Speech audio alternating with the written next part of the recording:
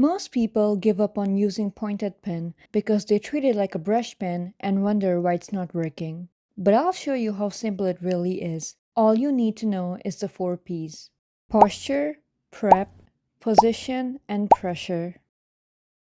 Posture. Good calligraphy begins with the posture, especially for pointed pen. For the correct posture, I like to divide it into 2 categories: sitting position and elbow and wrist movement. For the sitting position, you need to sit upright. Adjust your chair or table so your elbows rest freely on the table, approximately around your abdomen. You should be able to move your hands with ease. Your wrist and elbow should be able to move freely as you calligraphy. Don't press your wrist tightly against the table. Just make sure your wrist is stabilized on the table so you can hold your pointed pen firmly. Here's a demonstration of how your elbow and wrist movement affects your calligraphy.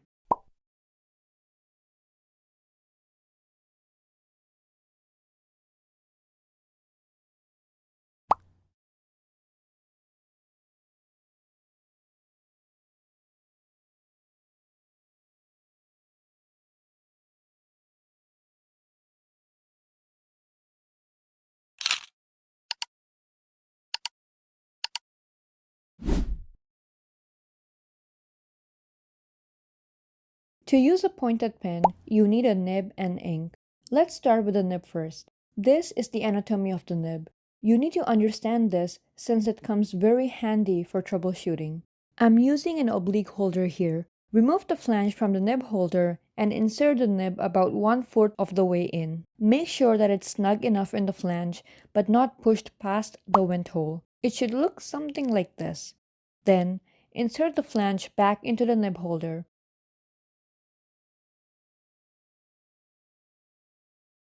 If you're using a straight holder, you can directly insert the nib in, like this.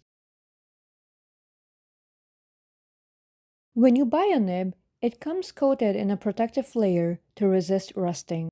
If you use the nib right away, you will notice that the ink pulls away from the nib. So, you need to remove this layer first so that the ink sticks to the nib. You can do this by lightly flaming the nib or using alcohol and wiping it down. Let's move on to the ink. We normally dip the nib into the ink, so if you have a large bottle of ink, I suggest you transfer it into a small vessel like this. Submerge your nib into the ink until the vent hole is covered.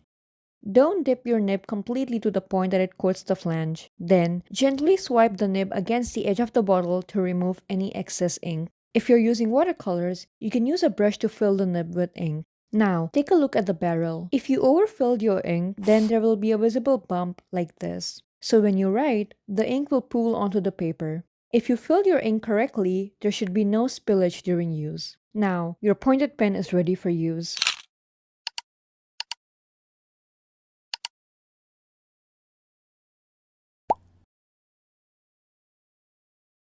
Position. Hold your pointed pen like you naturally hold a pen, firm but loose. The nib should be about 45 degrees away from the paper and parallel to the slant line, like this. You can achieve this by rotating the paper around until you find a comfortable position. The slant line is the line that helps you angle your letters so that they look uniform. Make sure that the vent hole of the nib is always facing towards you.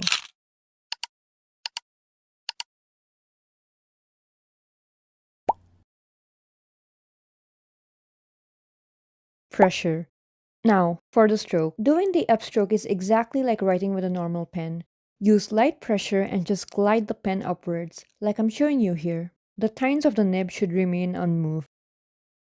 You only use heavy pressure when doing the downstrokes. Press hard as you do the downstrokes to get the thick lines. The tines of the nib should split open when you do so.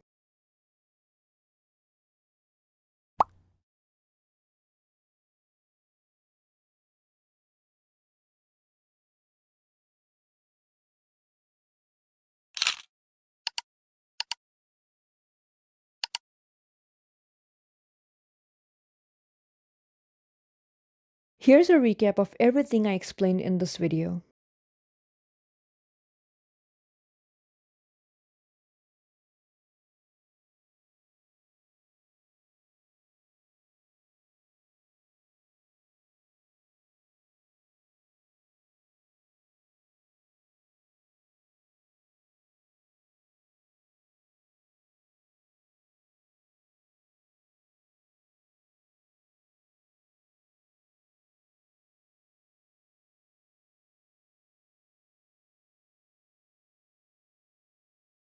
If you follow the 4 P's correctly, it is only a matter of time before you get the hang of using a pointed pen.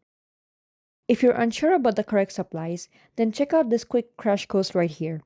And if you need a refresher on calligraphy basics, then click right here. Interested in more calligraphy videos? Then make sure to like and subscribe and check out my newsletter. If you have any questions, feel free to drop them in the comments below. And I'll see you in my next one. Bye bye.